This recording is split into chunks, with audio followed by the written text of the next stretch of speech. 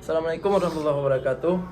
Kami dari kelompok 6 yang beranggota saya sendiri Muhammad Reza, Rayyan Hudaya Kianda, dan Muhammad Farel. Di sini kami ingin mempresentasikan hasil kerja website kami yang berjudul Sistem Penjualan Kopi di Warkop Fujiyama. Kemudian ada latar belakang. Pemrograman berorientasi objek merupakan paradigma pemrograman yang berorientasi kepada objek. Objek adalah struktur data yang terdiri dari bidang data dan metode bersama dengan interaksi mereka untuk merancang aplikasi dan program komputer. Semua data dan fungsi di dalam paradigma ini dibungkus dalam kelas-kelas atau objek-objek. Bandingkan dengan logika pemrograman terstruktur. Setiap objek dapat menerima pesan, memproses data, dan mengirim pesan ke objek lainnya.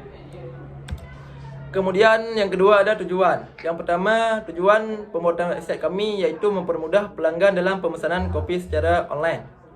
Yang kedua, memperluas jangkauan pasar Warkop Fujiyama. Dan yang terakhir, meningkatkan efisiensi dalam pengelolaan pesanan dan pembayaran.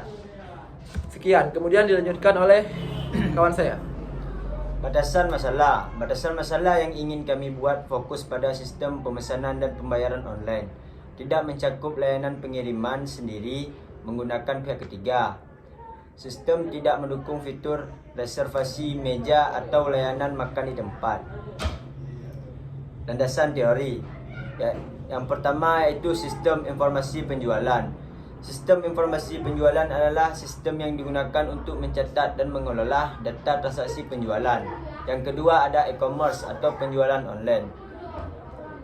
E-commerce ini merujuk pada transaksi bisnis yang dilakukan secara elektronik melalui internet. Sistem penjualan berbasis web atau aplikasi mobile memberikan kemudahan bagi pelanggan.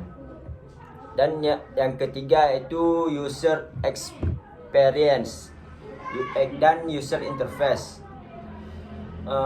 yaitu konsep yang sangat penting dalam merancang sistem penjualan berbasis website atau aplikasi. Dan yang keempat yaitu sistem pembayaran online. Sistem pembayaran online ini merupakan salah satu aspek penting dalam e-commerce.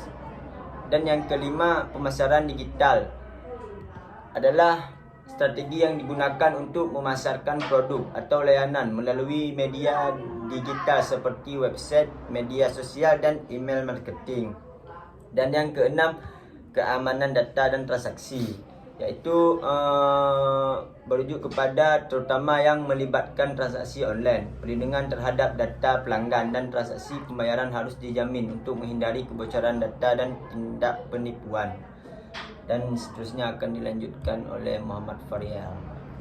Baik, pada slide yang kelima kami akan menampilkan bagian alir kami. Dan yang pertama ada mulai dulu atau login. Yang kedua masukkan user, nama atau password atau nomor telepon. Jika sudah masuk ke login, nanti akan muncul tampilan menunya. Apa bisa ditambah atau dipesan atau bisa juga di cancel. Setelah itu kami akan memberikan cetak bukti pembayarannya, misalnya dari rekening itu. Baik, selanjutnya slide ke-6 ada user interface. User interface ni tampilan website kami ke depannya. Yang pertama ni tampilan login. Tampilan login seperti yang tadi ada nama atau nomor ponsel.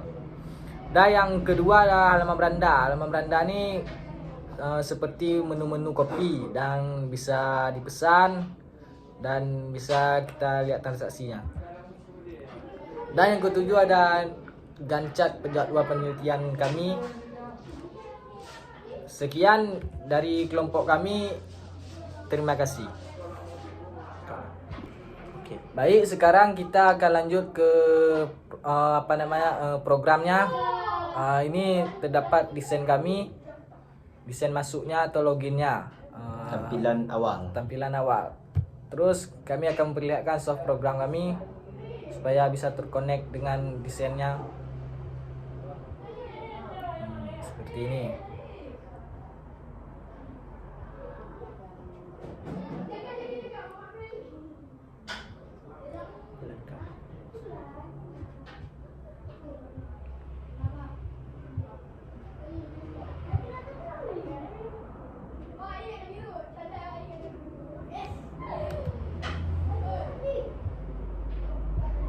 Nah, seperti ini tampilan kami.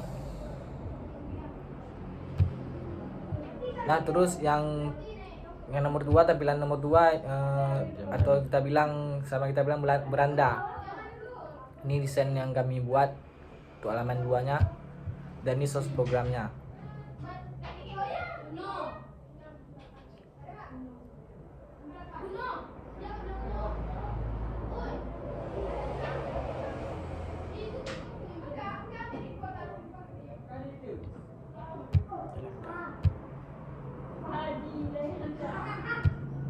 Login dulu.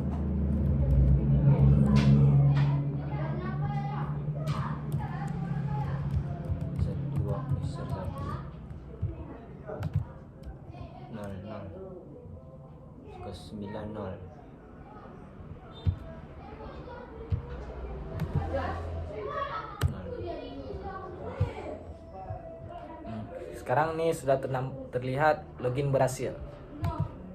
Oke. Kemudian Dia akan tertuju ke sini, ke beranda penjualannya. Baik, kita logout aja. Kalau kita logout, langsung kembali ke sistem loginnya.